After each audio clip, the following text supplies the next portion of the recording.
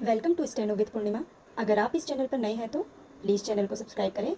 यहाँ आपको daily stenography dictation practice provide की जाती है। चलिए शुरू करते हैं। डिक्टेशन 80 वर्ड पर मिनट की स्पीड से बोली जाएगी। डिक्टेशन 5 सेकंड बाद स्टार्ट होगी।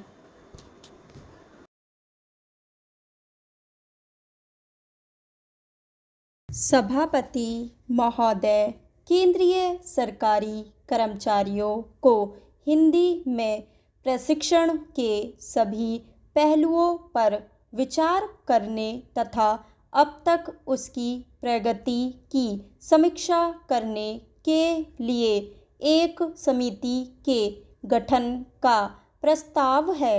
समिति इस योजना के उद्देश्यों की पूर्ति और उसकी सफलता तथा भविष्य में इसमें सुधार लाने के बारे में सुझाव देगी।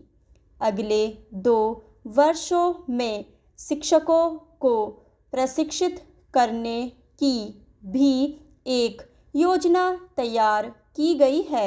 गृह मंत्रालय ने हिंदी का प्रयोग बढ़ाने के लिए एक कार्यक्रम तैयार किया है। हिंदी सलाहकार समिति ने 22 जून को यहाँ अपनी बैठक में इस पर स्वीकृति दे दी है। मंत्रालय ने खुद ही उन्हें अनेक पुराने फैसलों के कार्यान्वयन में धीमी प्रगति पर चिंता व्यक्त की है।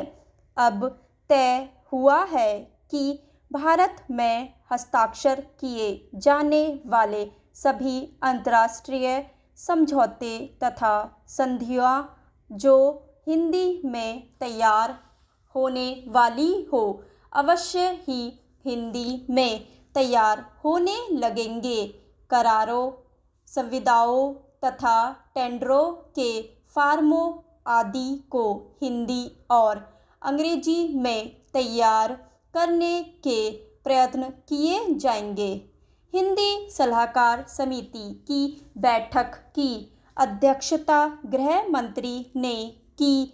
बैठक में गृह मंत्रालय के राज्य मंत्री ने भी भाग लिया।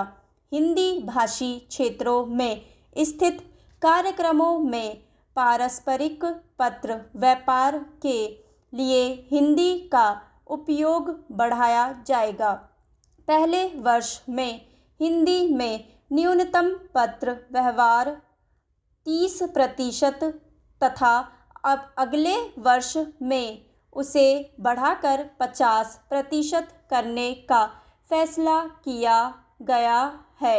जनता को हिंदी भाषी क्षेत्रों में भेजे जाने वाले सभी पत्र हिंदी में भेजे जाएं। फाइलों पर टिप्पणी भी हिंदी में चढ़ाने पर जोर दिया गया है। प्रेस विज्ञापित आदि का हिंदी में भी पर्याप्त मात्रा में प्रकाशन न होने के कारण इस काम में तेजी से प्रगति करने पर जोर दिया गया है। जिन कार्यालयों में 25 से अधिक तथा 100 से कम कर्मचारी हो, उनमें कम से कम एक हिंदी टाइपराइटर जरूर खरीदा जाना चाहिए तथा हिंदी टाइपिस्ट तथा स्टेनोग्राफर भी नियुक्त किए जाएं।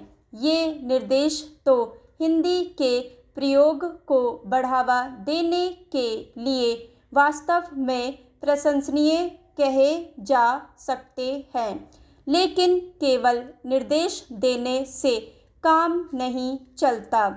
सबसे महत्वपूर्ण बात यह है कि लोगों के सोचने के ढंग में परिवर्तन आना चाहिए।